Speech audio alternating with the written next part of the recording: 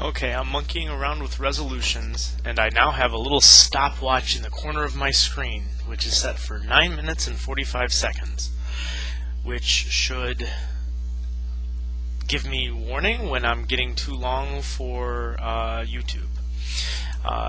Yeah, I'm doing a lot of prop stuff. I'm not real comfortable talking to the screen yet. Just deal with it. This is obviously a dream catcher. This dream catcher was made for me by Tim DeMart when I lived in Marquette. He was a friend of mine in Marquette. I think he actually, I think he went to school with your mother. He was a couple of years older than she was. He and his wife, now I believe they still live in Marquette, and they bought a church and turned the church into a home. I have not seen this, but I've heard about it. I think he's got a couple of kids now. Anyway, he was, when I lived in Marquette, one of my close friends, and he was a very gentle soul, a very decent person. I used to work with him. I used to spend a lot of free time with him. And when I decided that I was going to be going to Korea, he was aware of it, and he made me this dream catcher as a parting gift. Now I bring this dream catcher. I've had this dream catcher over my bed since he made it for me before the first time I went to Korea, which was in 1996, was when I first went to Korea. And as you can see, the bark is coming off. In fact, it's even coming off onto my table, onto my desk here. Now, Tim was a close friend of mine, but that's not really the reason why I'm showing you the dream catcher. The reason why I'm showing you the dream catcher is because, well, now here's the dream catcher, and here's the feather down which the pleasant dreams are supposed to fall into your mind while you're sleeping. And this was I believe it's the hawk feather that he wove into the dream catcher that he made. However, the last day that I had you, the last day you and I were together, we went to the park and we did a number of different things that day. We made puppets out of paper bags. We made headbands with construction paper feathers. We did macaroni sculpture, arts and crafts type things. And we went to the park. And while we were at the park, you got this seagull feather right here.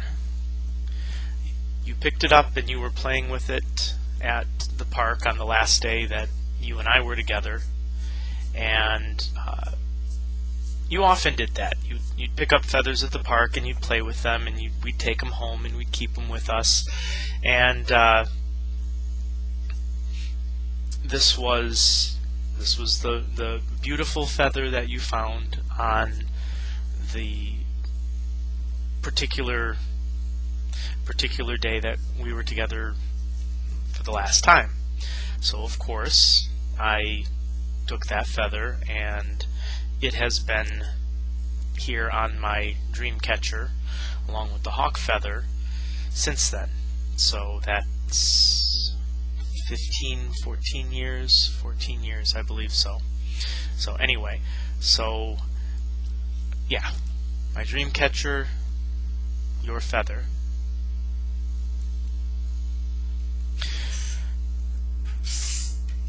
Now to avoid being maudlin, let's see. Boy, my fingers look really red today. I do not think I posted it. I have two rings. This is my right hand. This is my left hand. On my right hand, I have my grandfather's wedding band. Incidentally, I intend for my grandfather's wedding band to either go to your husband if you decide to marry a man someday, or to one of your grandchildren. It is to be passed down to you. This wedding ring has 63 years of marriage from my grandfather, my Grandpa Barker, my mother's father. This has 63 years of marriage in it. I had always hoped that I could put another 37 years of marriage into it, but that's not looking real likely now. Because I wanted to pass down a family heirloom with a century of marriage in it. I thought that would be worth telling a story about. It has 3 diamonds. It is a gold band, and inside the band is, I don't think, even with 2 megapixel, I don't think you can read in there. It has Mary engraved on the inside of the ring, which was my grandmother's name. So my grandfather wore this for 63 years of marriage, from when he was 24 years old when he got married to my grandmother until he was 87 years old when he passed away. At his funeral, it was passed along to me, and surprisingly I put it on and it fits me very well. Now, it fits on my left hand as well, although it's a little tighter. Maybe someday I'll get to put a few more years of marriage into it, maybe not. But in either case, this is one of my most cherished possessions, and it has always been my intent, and is my intent, that it will pass on to you and yours. The other ring that I wear here is a ring to remind me of the mistakes that I make, and that no one is perfect. Throughout most of my life, I've got 2 minutes left. Let's see if I can get through this. Throughout most of my life, I've often felt like a victim. I felt like things have happened to me that are beyond my control. I've cared for people who have had choices, and I felt like I have not really had the same choices that these people have had. That's not a fair assessment, but that has been my feeling through much of my life. However, in recent years, I have felt that the shoe is on the other foot. That is, I realize that I have hurt some people, and through the choices that I've made, and the other person really didn't have any choice in the matter, and so yeah, this ring reminds me that everybody does some stuff that they regret. Everybody hurts people sometimes. That I need to not feel like I'm a victim, and not feel like the world is out to get me, and at the same time, it's yet another thing that reminds me to remain humble. Gosh, I'm getting really depressing and depressed. It's just because, of course, you can see my hands.